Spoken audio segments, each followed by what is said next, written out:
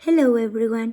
Today I will explain the Individualized Education Program IEP under the Individuals with Disabilities Education Act known as IDEA.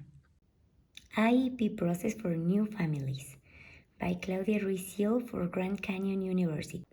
As we said in the beginning, the IEP is an individualized education program that is regulated by IDEA, outlines, and service support. In this individualized education program, we have to set goals for the unique needs for the students' disabilities. The IEP is developed by the team that includes the parents, the educators, the specialist, and when appropriate, the student. Also ensures that the student receive FAPE, that it's the free appropriate public education, and in the less restrictive environment, LRE. The referral process.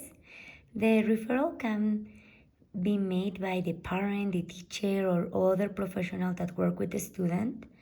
And then the school requests the parent grading consent before conducting an comprehensive evaluation. For the IEP team, reviews the results and determine the eligibility, and the service begin after the parent consent. The legal requirements of IDEA includes the free public education, the less restrictive environment, conduct non-discriminatory evaluations, develop the IEP program, include the parents as equal members of the IEP team, protect the procedural safeguards and do the process rights, and review the IEP annually.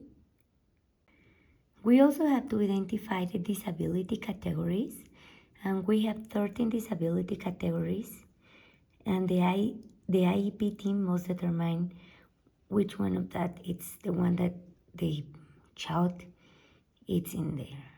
For the disability determination, I believe you are thinking about it.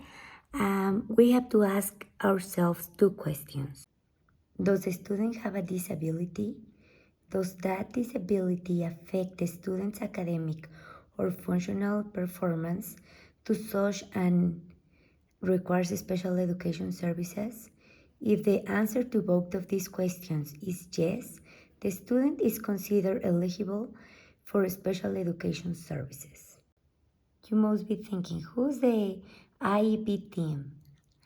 As we said in the beginning, the IEP team is a regular educator teacher, school administrative representative, a parent or guardian, a student when it's appropriate, a special education teacher, evaluation, representation like OT, PT, OBCD, speech therapist, school pathologist, etc., and other as needs.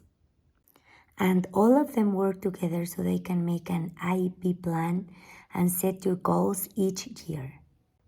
The IEP team. Each team member contributes to their expertise to develop an educational program that meets the student individual needs. For example, Jasmina receives instruction in specialized skills including how to read and write in Braille. This instruction is provided by a teacher of a student with a visual impairment, TVI. Special education services. More intensive and individualized instruction than typically provided in the general education classroom.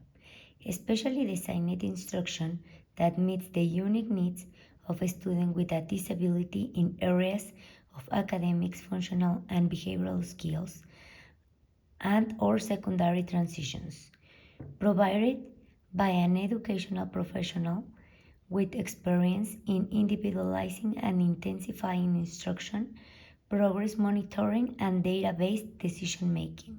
The collaboration strategies are maintaining an open, respectful communication, using family-friendly language, listening to the family concerns and cultural priorities, providing interpreters or translate documents when needed, scheduling regular progress updates, and encouraging ongoing parents' participation. Our ethical principles in special education are maintaining confidentiality, respect the dignity and diversity of every family, make decisions based on the student's interest, ensure equitable access to educational opportunities, and follow IDEA ethical professional standards. To develop the IEP, we need the family and student involvement.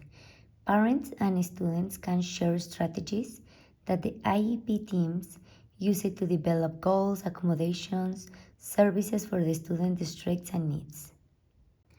Some of the main components of the IEP are measurable annual goals, special education and related services, accommodations and modifications, least restrictive environment, progress monitoring, transition services beginning no later than 16 or earlier if required by the state.